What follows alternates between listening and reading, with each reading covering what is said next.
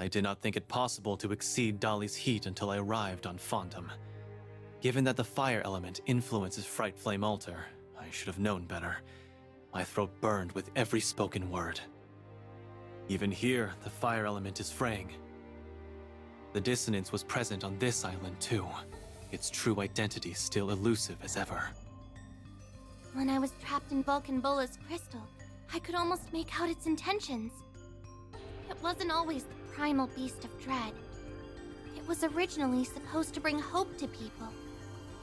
Lyria had been shown an ancient memory, one in which Vulcan Bola originally presided over Dolly and took shape based on the thoughts harbored by its residents. It acted as a vessel for people's emotions.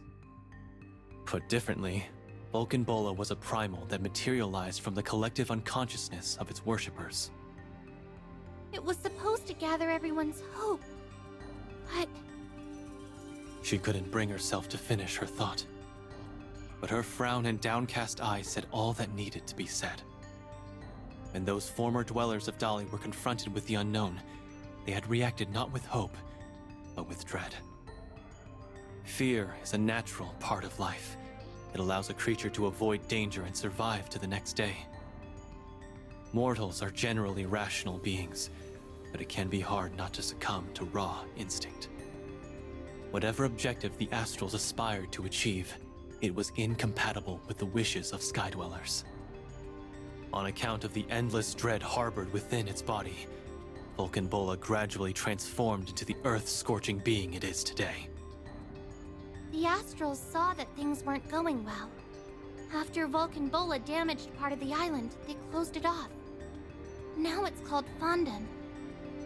Without the guardianship of a primal beast, Dolly's lands began to wither, while the volcanic domain of Fondom languished in neglect. As long as Vulcan Bola maintained its power of dread, this exiled land would never see change. No one could be expected to live a life of constant fear. We would be hard-pressed to find any person sane enough to dwell in what I can only describe as a blistering death trap. So you got a plan for fixing up the fire element, right? Because I do not want to fall out of the sky. Yes, if the current situation were left to fester, then the sky would be well on its way to collapse. Though who would put their faith in dread? We were at an impasse. Oh, there you are. Goodness, you folks sure don't miss your cardio. I'm glad I found you.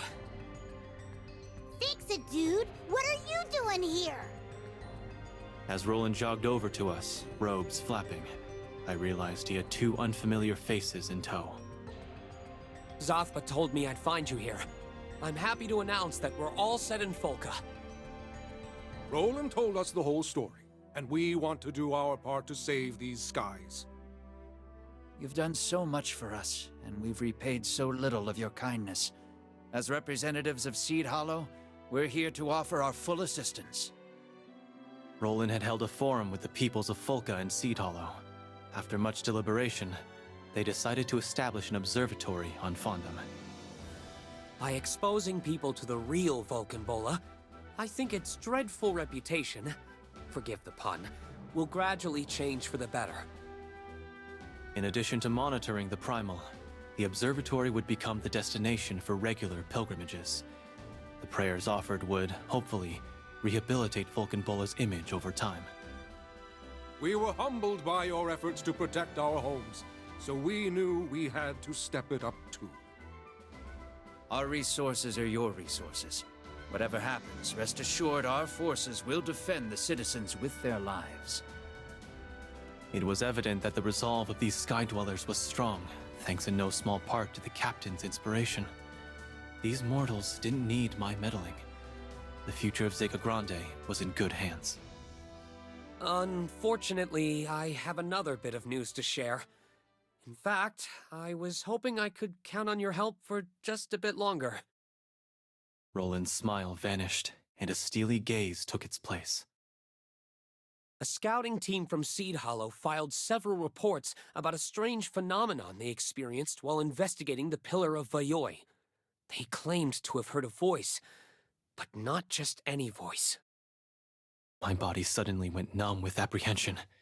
It was as if I had returned to the research lab, reliving the moment when I heard Lucilius call me a spare. It was Lilith's. No one moved. No one dared to breathe. If I hadn't known better, I would have sworn time itself had stopped. That's impossible. She can't be alive. Not after what we...